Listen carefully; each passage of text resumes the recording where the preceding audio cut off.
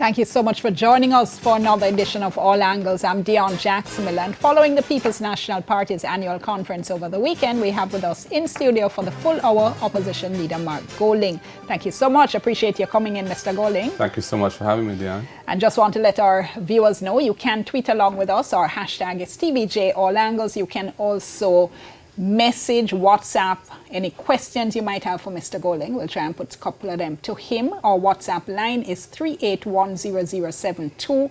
That's 876-381-0072. Give us your first name, give us your general location. So I'm going to start, as you might suspect, with the recent poll results, which came out. Those had come out before conference, of course. Let me make that point. And in terms of numbers, for you personally, it showed 7% of respondents rated your performance as very good, 11% good, 43% average, 21% poor, 18% very poor compared to last year, where you showed an increase from last year is very good, when last year you were at 2%, 9% for good, 41% average, 31% poor, 16% very poor. So your numbers have moved up, although it could be still argued that they're not great. Do the numbers bother you? Well, one would always want to be higher in these polls regardless, but I think the improvement is significant, Dion. Moving, I think, from an 11% overall favorable rating a year ago to, I think with that poll, it was closer to our 18-19%. And we've 18. actually done a recent poll where it has moved to 22%. So that's a 100% increase in the course of a year. The party also, I think, had improved by 6% in terms of its favorability rating. So yes, you know, I'm encouraged by that movement. And overall, we know we have a lot of work to do. As the poll which shows the ranking of the parties, there's still a big gap. And, you know, we're coming from a heavy defeat in 2020. So part of what I've been trying to do in this conference was really to start to focus more on our message for the Jamaican people, the solutions that we're proposing to the problems of the country, and making sure that our message is relevant and tackles the big issues of our time. So I think as that message seeps in, and as I go on the ground more to explain it and to develop it further, I anticipate that those ratings will improve further, and that the gap which exists between us and the governing party will narrow further.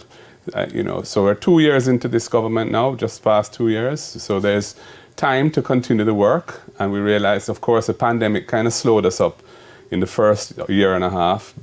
And some of the things that we had planned to do, we weren't able to do because of the rules around social distancing. But those have lifted now, and you know, we're seeing the results of that. Even so, though, because, for instance, last year you had told the Gleaner that your low ratings last year you had attributed to a lack of visibility on the ground since becoming leader because of the pandemic. Understandably, many people were at home, the meetings weren't being allowed, and so on. But certainly, over the past months, you've been on the ground a lot. You've been out there, you've been meeting. So you do point to the fact that there is this increase, and you cite it in terms of percentage. But as I said, it's still low. It would still be looking at low. So what do you now attribute it to? Since you can't say, no, it's a lack of visibility. I think 100% increase, which is what it actually is based on the poll that we had done in the first week or so of September in terms of favorability. I think that's a very significant increase in the course of a year. Yes, I've been on the ground in recent months, primarily, of course, at our party conferences. I've visited our divisional conferences all over the island. That was really in the May, June, July period, and then constituency conferences leading up to our annual conference. So my focus really has been reconnecting and energizing our base. And that has gone well. I think the fact that we had a successful annual conference and a very good turnout reflects the energy on the ground for the PNP base. And that's an important thing because, as you know, in the last two elections, the JLP's votes have not gone up. In fact, in the last election, they actually went down, but ours went down much more significantly. So we really need to reconnect with PNP voters and give them a reason to support their party when there's a next election. So that's part of what I've been trying to do in the last few months. One of the issues, you might say, with the kind of strategy that politicians use when you're energizing the base is that you're hearing from, obviously, the people who are already on board with you and your policies. So you're seeing the excitement, but it's the excitement within your circle. And what you hear a lot of people say who aren't PNP supporters is that they don't feel like the party is gaining traction. They don't feel like Mark Golding as leader is gaining traction. Is that, I'm sure you've heard those criticisms as well. I've heard criticisms and I've heard expressions of the legitimacy of those. Well, what I would say is that I think I am getting traction because the fact that the favorability rating has gone up by 100% in a year suggests that I'm getting traction. And yes, we've been working at energizing our base and reconnecting with our base.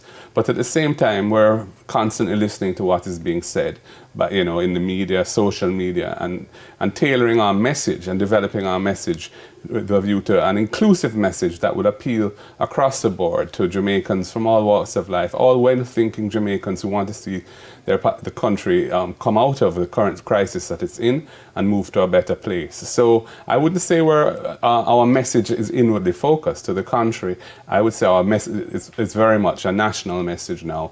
And that was what I tried to achieve on Sunday when I spoke, was really for the first time to deliver a message like that to a large audience on television and obviously at the arena. Let's be clear about something. Are you as party leader in it for the long haul?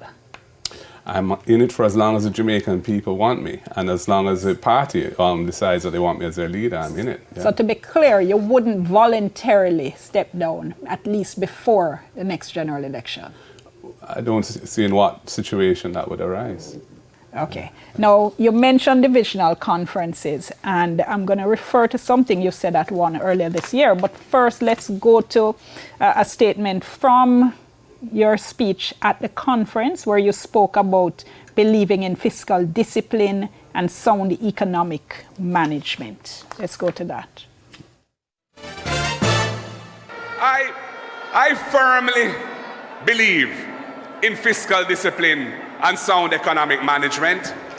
Indeed, I was part of the last PNP administration that put Jamaica on a sustainable fiscal path for the future. We are proud of that important legacy of achievement, and I will never let the country's public finances go off track.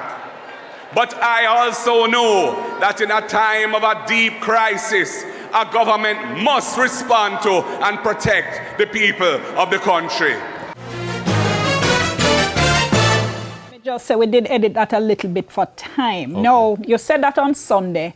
No, at a divisional conference in May in Manchester, you were quoted by the Observer saying, this is a time when we need to just cool down the pace of this debt reduction and spend some money to cushion the crisis on the people. And that cushion the crisis was a theme we also heard during your presentation on Sunday. And you spoke of your belief that the government should use 2% of GDP of expenditure, which in addition to what they came with in the budget, and you said that is $40 billion. And that statement sent up a whole heap of alarm from a lot of people, despite your contextualizing it, saying you were a part of the administration that put Jamaica on a better fiscal path. Can you understand how that statement of yours, though earlier this year, alarmed people, given where we're coming from in terms of debt to GDP?